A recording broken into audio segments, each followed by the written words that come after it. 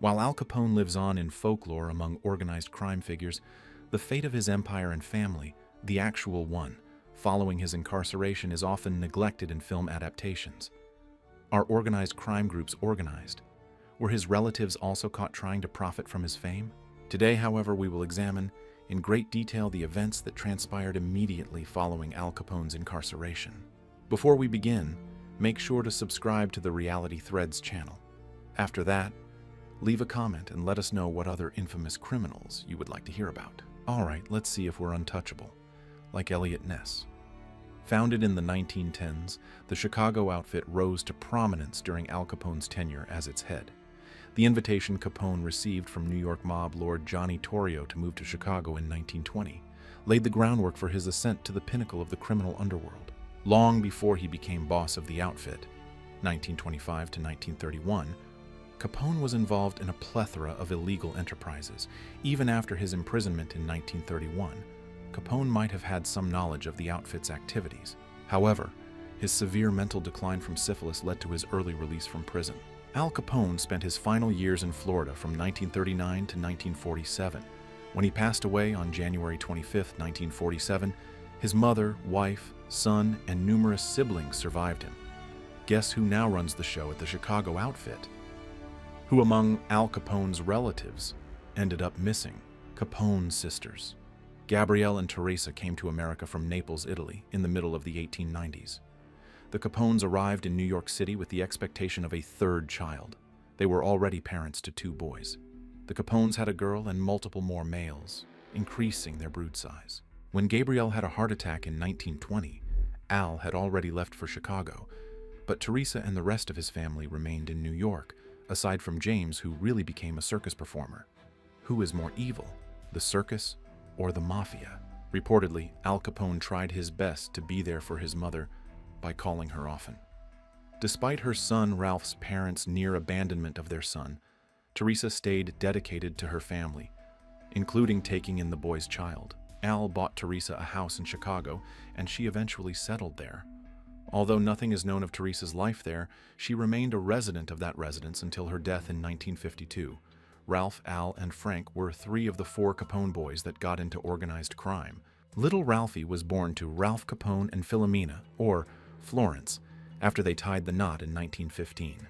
His mother, Ralph, took him in after Florence abandoned him.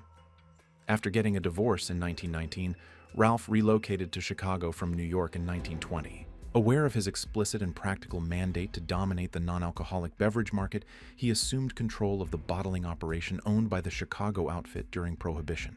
Because of this, he became known as Bottles. Ralph became the largest seller at the 1933 World's Fair, after successfully monopolizing beverage sales in Chicago in the early 1930s. By the time Al went to prison, Ralph had already taken over the Chicago outfit and was facing tax charges. In 1930, after serving time at Leavenworth Penitentiary, he received an indictment. It is unclear how much of an impact Ralph had or how much his criminal ties had after Al passed away, but a report by the United States Senate Congressional Committee to investigate organized crime said that Ralph was quite influential politically in Lyons, Illinois. Spending his later years in Mercer, Wisconsin, allegedly running a pub, he maintained his considerable wealth right up until his death in 1974. Ralph, a lifelong Mercer resident, was well-liked and respected by his neighbors and was always willing to provide a hand, far from his involvement with organized crime. So far, he seems like a fantastic dude. Although he was born on December 4, 1918, before his parents were married, Albert Francis Sonny Capone was Al Capone's only son. But in the criminal underworld, a shotgun wedding likely has a different connotation. According to Al's grandniece, Deidre Marie Capone, it is possible that May Capone took care of her husband's illegitimate child instead of giving birth to Sonny. Sonny, who was probably born with congenital syphilis, was Al's son. He may have inherited this trait from his mother, who may have inherited it from Capone. Because of this, Sonny was largely deaf and unwell as a child due to an ear infection. His family took excellent care of him, but he endured bullying due to his health problems and his father's profession. After finishing up at Notre Dame, he returned to Florida to assist with his sick father's care. After returning to Florida, Sonny wed Diana Casey and earned a bachelor's degree from the University of Miami. 4 daughters were born to the couple: Veronica, Barbara, Teresa, and Patricia. After his marriage to Diana ended in divorce, Sonny went on to marry twice more.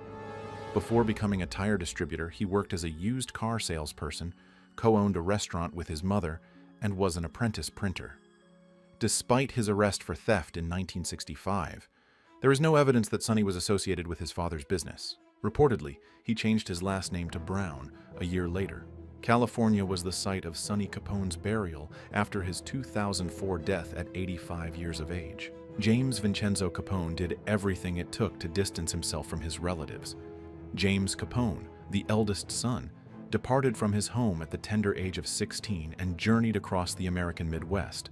According to legend, he sharpened his marksmanship while performing in a Wild West show for a traveling circus. No official papers exist verifying James's participation during World War I, although there are claims that he entered the military and spent time in France.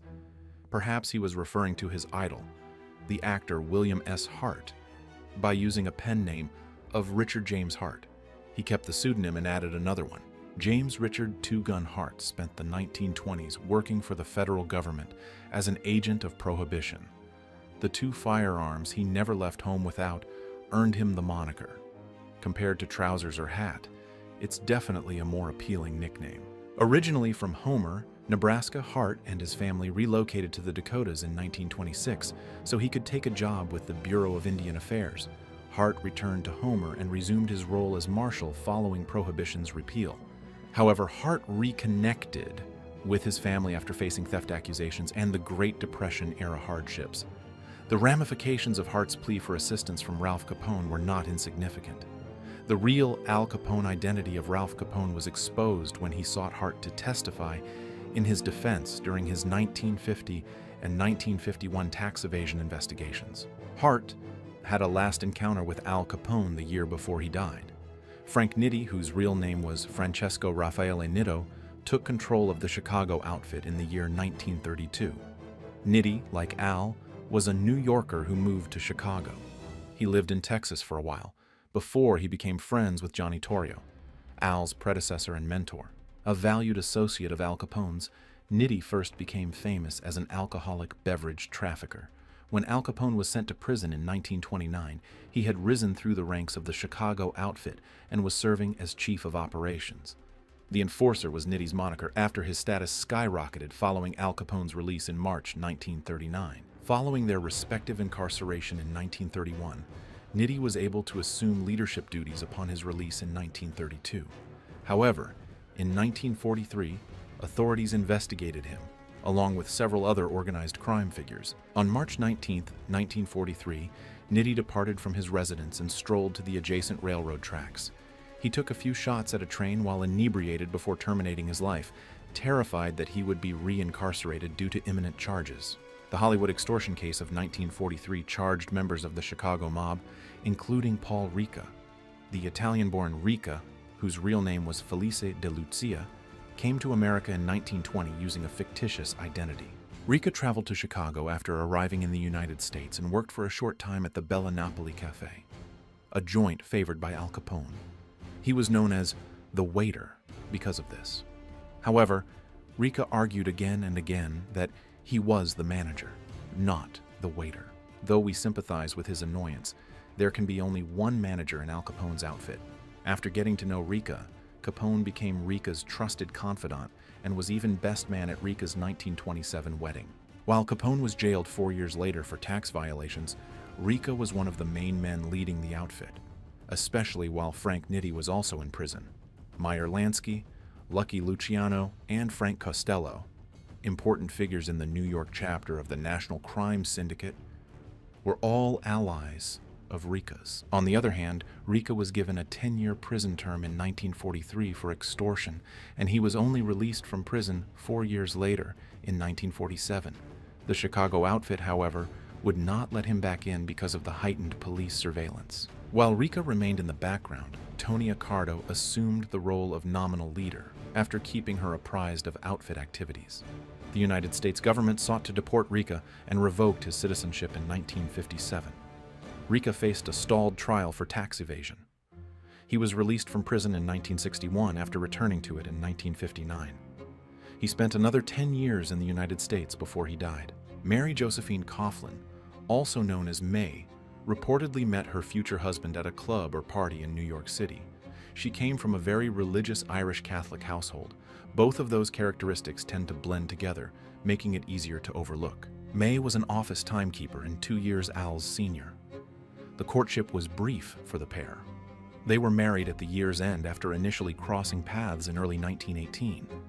Although May's pregnancy reportedly accelerated their wedding, her family was still not happy with the union. Al and May married after the birth of their son, Albert Sonny Francis. Because of the boy's poor health, they had financial difficulties right from the start. Furthermore, neither Teresa, Al's mom, nor Mafalda, his sister, did much to welcome May to the family. The truths of life and organized crime were draining on May, who was loyal to her husband and son. Adjusting to life as a mob wife isn't straightforward for everyone.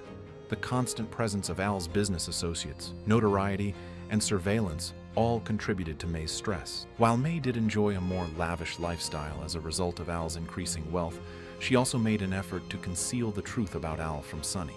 When Al Capone passed away in 1947, May remained in Florida. However, in 1952, her husband forced her to sell the Palm Island house they had shared.